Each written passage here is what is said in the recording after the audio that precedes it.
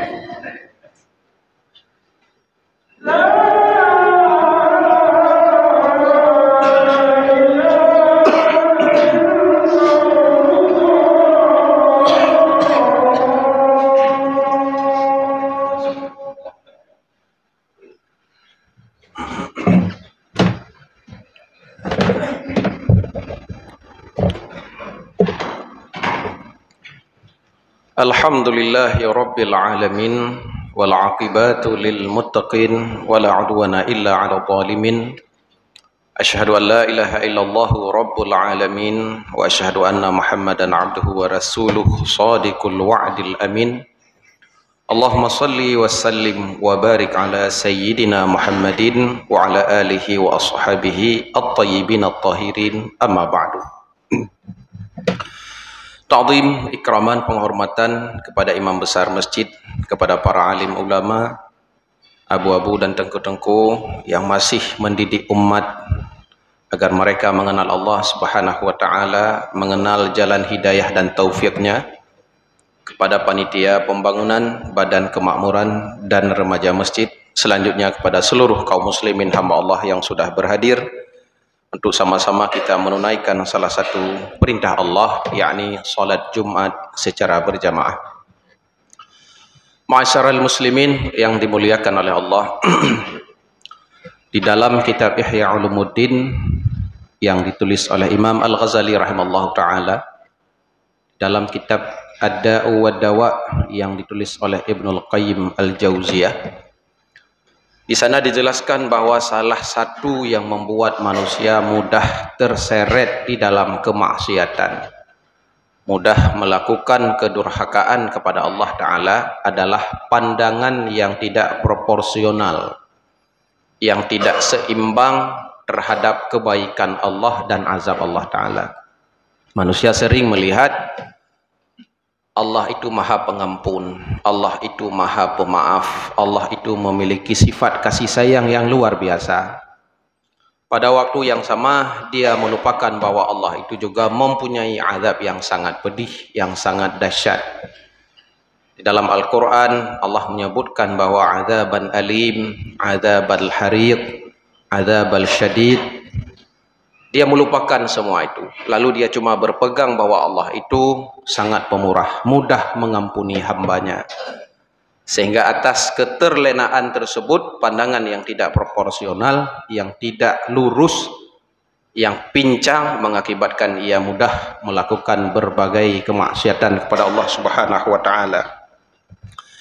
Satu hal yang tidak disadari oleh hamba tersebut bahwa sesungguhnya salah satu dosa besar adalah merasa aman daripada kemurkaan Allah ketika sedang melakukan kemaksiatan. Al-amnu min sukhtillah. Oleh karena itu, ma'asyiral muslimin yang dimuliakan oleh Allah, maka kita perlu melihat dengan cara yang benar terhadap Allah Subhanahu wa taala. Cara pandangan yang adil, yang tidak pincang, yang seimbang. Melihat keampunan Allah, kemaafan Allah, juga kita melihat bahwa Allah itu mempunyai azab yang sangat pedih, yang sangat dahsyat. Allah juga mempunyai sifat sukhtun, beliau murka ketika seorang hamba terus melakukan kemaksiatan kepadanya. Pandangan ini agar kita benar-benar menjadi seorang mukmin yang ketika melihat dosa sesuai dengan apa yang diminta oleh Allah Subhanahu wa taala, juga yang diinginkan oleh Nabi sallallahu alaihi wasallam. Dalam salah satu hadis Nabi sallallahu alaihi wasallam, beliau bersabda, "Innal mu'mina yara dhanbahu kal jibali fawqahu yakhafu ay yaqa'u alaihi wal munafiq yara dhanbahu kadzubabi ala anfihi fayutirahu." Ciri seorang mukmin yang benar-benar adalah ketika dia melihat satu dosa yang akan, yang sedang, yang telah ia lakukan, ia melihatnya bagaikan sebuah gunung yang berada di atas kepalanya, yang ia takut gunung tersebut jatuh atas kepalanya. Sedangkan seorang munafik ketika melihat sebuah kemaksiatan dosa yang akan, yang sedang, yang telah dia lakukan, dia melihatnya bagaikan seekor lalat yang hinggap di hidungnya, dengan mudah dia bisa meniupnya. Ini gambaran pandangan seorang mukmin dengan seorang munafik. Karena itu, ma'asyiral muslimin yang dimuliakan oleh Allah, mari kita melihat secara proporsional terhadap azab dan terhadap kemurahan Allah Subhanahu wa taala. Dalam kitab Ibnul Qayyim Al-Jauzi, Ad-Da'u wad-Dawa, beliau juga menjelaskan bahwa sesungguhnya terdapat 43 efek maksiat yang dilakukan oleh manusia. Sebuah maksiat, kalau selama ini kita cuma menganggap bahwa maksiat itu dosa, dosa itu adalah berujung kepada neraka. Rupanya tidak sesederhana itu. Maksiat bisa menghancurkan dunia dan akhirat kita. Maksiat itu adalah menyebabkan hirmatur rizki, ditutupnya rezeki yang halal kepada kita. Hirmatul ilmi, ditutupnya ilmu yang berfaedah kepada kita. Yuaddi ila sukhtillah, membawaki kepada kemurkaan Allah Subhanahu wa taala. Ibra' min zimmatillah, Allah melepaskan diri daripada kita. Nuktah fi qalbi, membuat hati kita mati, dan seterusnya. Banyak sekali. Kalau kaum muslimin ingin melihatnya, silahkan membaca kitab yang barusan saya sebutkan, Ad-Da'u wad-Dawa. Cuma di dalam kesempatan ini, bagaimana solusi agar kita mempunyai pandangan yang benar. Maka Imam Al-Ghazali rahimahullahu taala beliau meminta kita agar mempunyai dua sikap, dua sifat. Al-khaufu war-raja'u. Al-khaufu takut, ar-raja'u harapan. Al-khaufu takut dari apa? Takut su'ul khatimah, takut dosa kita belum diterima oleh Allah, takut ibadat kita tidak diterima oleh Allah, takut sebenarnya kita masih berada di dalam kesesatan, kemaksiatan, kedurhakaan, kemurkaan Allah Ta'ala, tetapi kita merasa sebaliknya. Kita merasa sebagai kekasih Allah, padahal hakikatnya kita itu adalah kekasih syaitan. Kita merasa sudah berada di jalan Allah, jalan yang diridhai, hakikatnya dalam ilmu Allah kita masih berada di dalam kesesatan, dan seterusnya. Karena itu ma'asyiral muslimin, Rasulullah sallallahu alaihi wasallam beliau bersabda bahwa jika seekor burung sampai kepada tujuannya dengan dua sayap, sayap kiri dan sayap kanan, maka seorang mukmin, seorang hamba Allah itu bisa sampai keridhaan Allah Ta'ala apabila mempunyai dua sifat. Yang pertama adalah khauf, yang kedua adalah raja, yaitu pengharapan kepada rahmat Allah Ta'ala. Pada waktu yang sama dia itu takut jika dia dimurkai oleh Allah karena terus berada di dalam suatu kemaksiatan. Ma'asyiral muslimin dan dimuliakan oleh Allah, berkaitan dengan hal itu, mari kita melihat hal-hal yang membinasakan yang seringkali kita mengabaikannya. Rasulullah sallallahu alaihi wasallam bersabda, "Thalathatun muhlikat," tiga perkara yang membinasakan. Pertama adalah syahhun muta'un, kekikiran yang diikuti.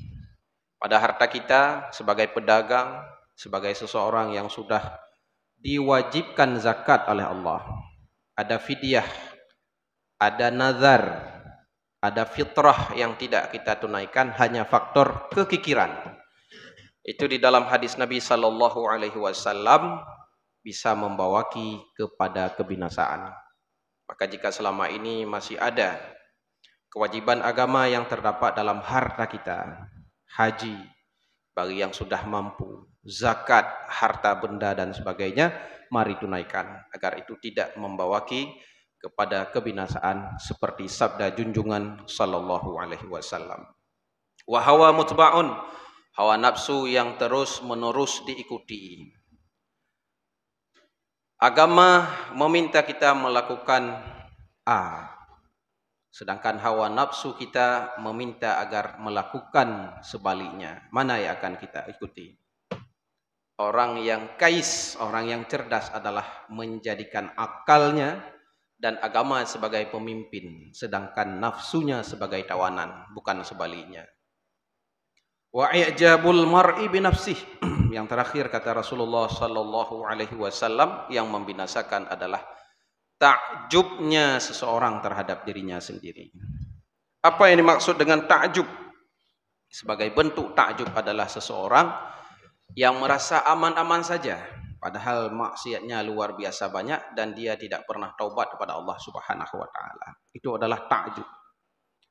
Seseorang yang merasa amalannya sudah diterima oleh Allah, padahal ibadat yang ia lakukan tidak sesuai dengan ketentuan rukun, syarat, dan ketentuan yang lainnya. Dia tidak memahami mana rukun, mana sunat. Dalam fiqh mazhab Syafi'i disebutkan bahwa tidak sah solat seseorang apabila rukun solat masih dianggap sebagai sunat. Rukun masih dianggap sebagai sunat. Oleh karena demikian, perlu kita mempelajari ilmu fiqih agar kita mengenal secara gamblang dan jelas mana itu rukun, mana itu sunat, mana itu hay'ah. Oleh karena demikian, kata Imam Al-Ghazali, termasuk orang yang mughtarrin, tertipu, orang yang ujub adalah merasa ibadatnya sejak dia balik sampai hari ini sudah diterima oleh Allah Subhanahu wa taala, padahal ibadat yang dia lakukan tidak mencukupi syarat rukun atau tidak khusyuk di dalamnya, mempunyai riya atau sum'ah di dalamnya, tidak ikhlas karena Allah Subhanahu wa taala. Padahal Imam Ibn Athaillah As-Sakandari di dalam kitabnya beliau berkata bahwa al-a'malu suwarun qa'imatun wa arwahuha wujudu sirril ikhlas fiha. Amalan manusia itu bagaikan seonggok badan yang belum ada ruh. Ruhnya apa? Itulah keikhlasan. Tidak ada di dalamnya ria, tidak ada sum'ah, tidak mencari dan tidak mencuri pandangan manusia di dalam beribadat. Itulah namanya ikhlas dengan bahasa yang sangat sederhana.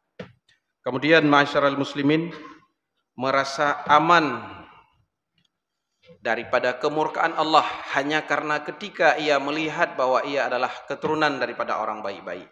Orang tua kita alim ulama, kakek kita adalah aulia Tuhan, aulia Allah. Lalu kita tidak meniti jalan mereka, tidak meniti jalan ketaatan, sebaliknya meniti jalan kemaksiatan.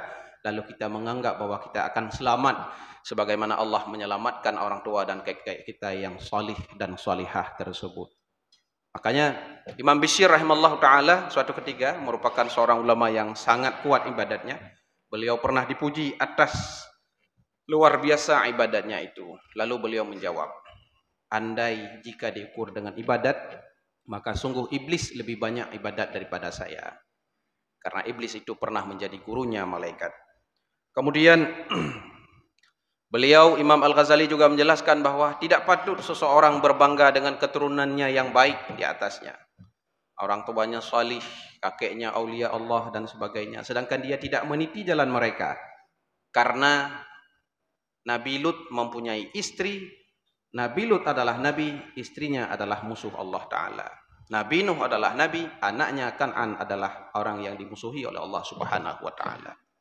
Ini yang harus menjadi perhatian kita bersama.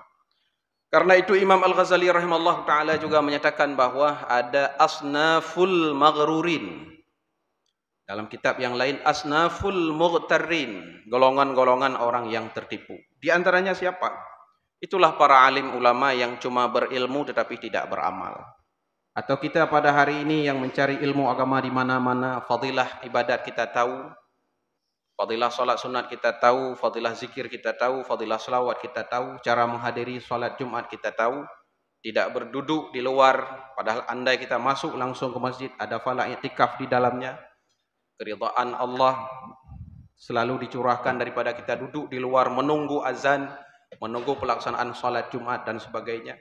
Kita tahu semua itu, tapi kita mengabaikannya. Itu adalah mughtarrin.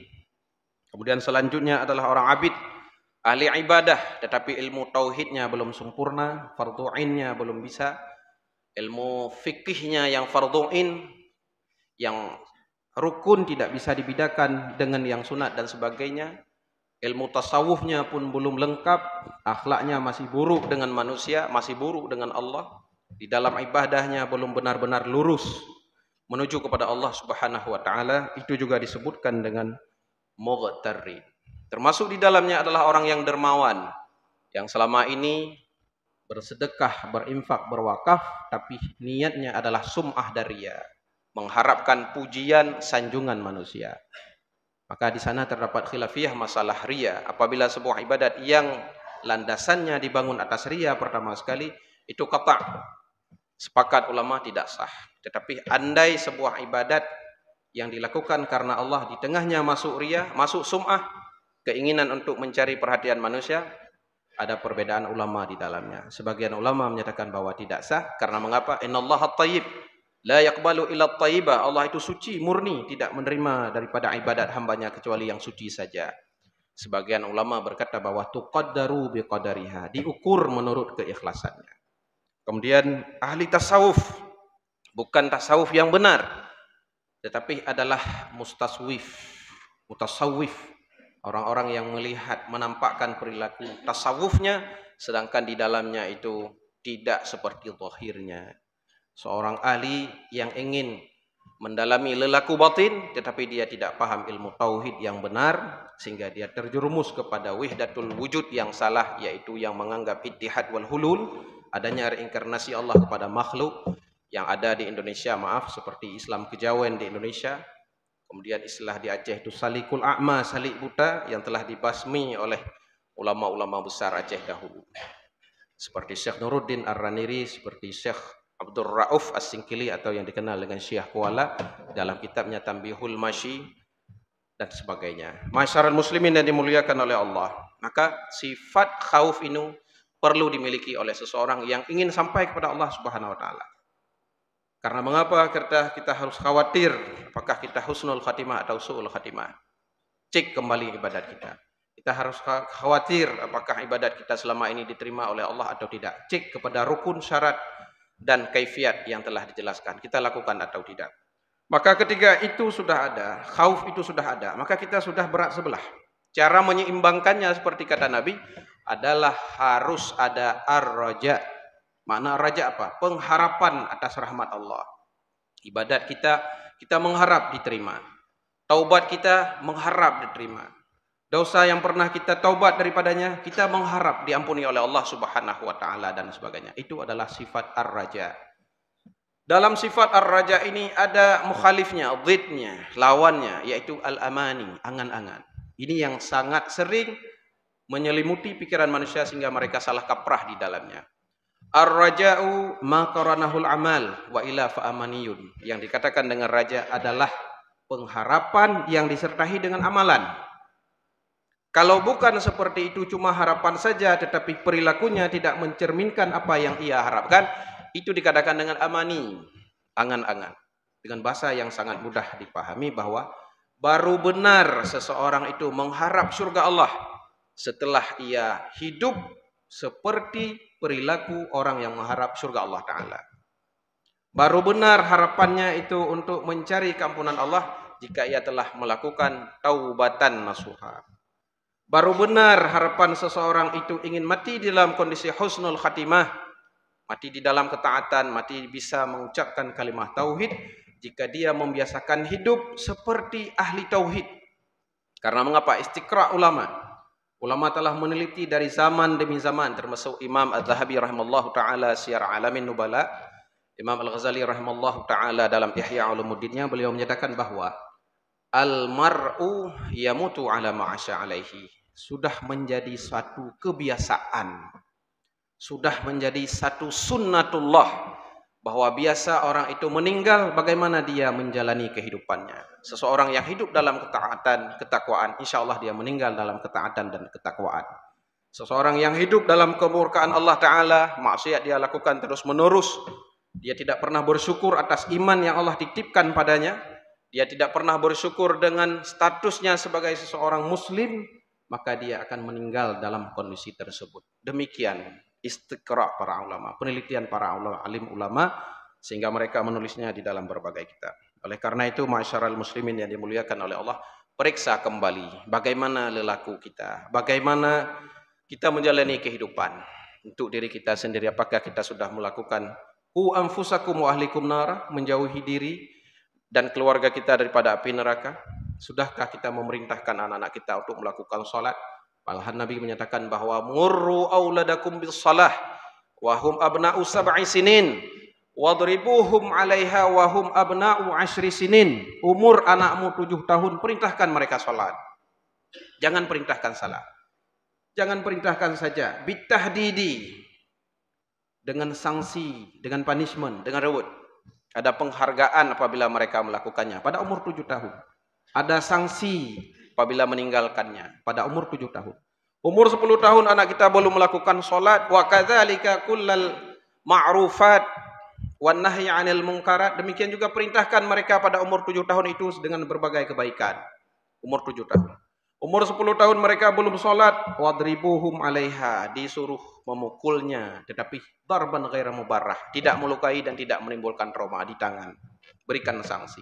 Demikian juga dengan kebaikan-kebaikan yang lain. Maka mari kita periksa ma'asyiral muslimin, kondisi anak-anak kita yang sudah balik. Apakah mereka sholat atau tidak?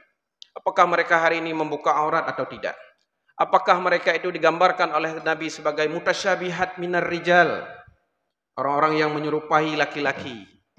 Ar-rajulah minan nisa, perempuan yang berpakaian dengan pakaian laki-laki. Apakah ada? Mukhannas, laki-laki yang berpakaian seperti perempuan. Apakah ada? Coba lihat masyarakat muslimin di kota kita, Aceh Utara, Lauk Semai dan hampir umum seluruh Aceh. Satu syariat kita menyatakan bahwa di dalam kitab Aktiraf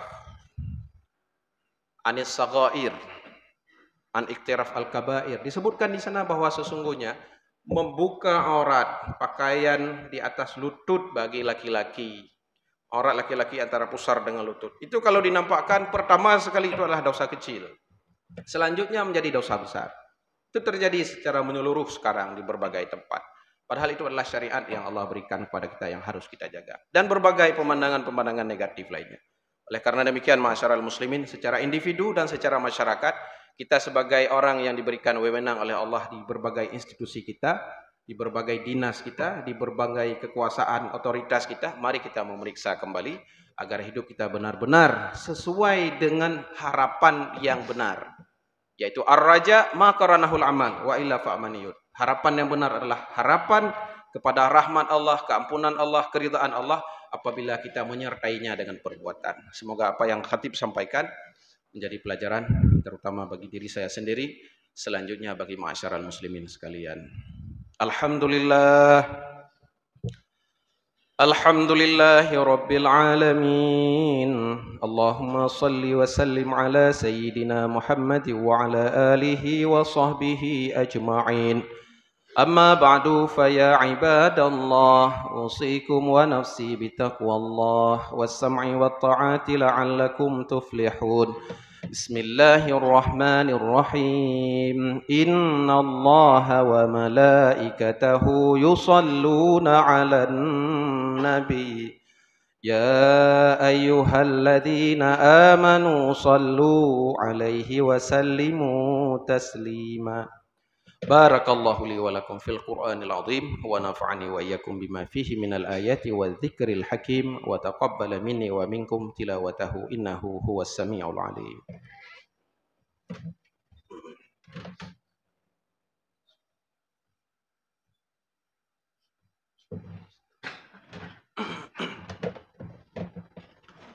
Alhamdulillah. Alhamdulillahi rabbil alamin. Allahumma salli wa sallim ala sayyidina Muhammad wa ala alihi wa sahbihi ajma'in. Amma ba'du fa ya ibadallah, ittaqullaha haqqa tuqatih wa la tamutunna illa wa antum muslimun. Bismillahirrahmanirrahim. Wasari'u ila maghfiratin min rabbikum wa jannatin 'arduha as-samawati wal ard u'iddat lil muttaqin. Allahumma ighfir lana walil muslimina wal muslimat wal mu'minina wal mu'minat al ahya'i minhum wal amwat. Rabbana zalamna anfusana wa illam taghfir lana wa tarhamna lanakunanna minal khasirin.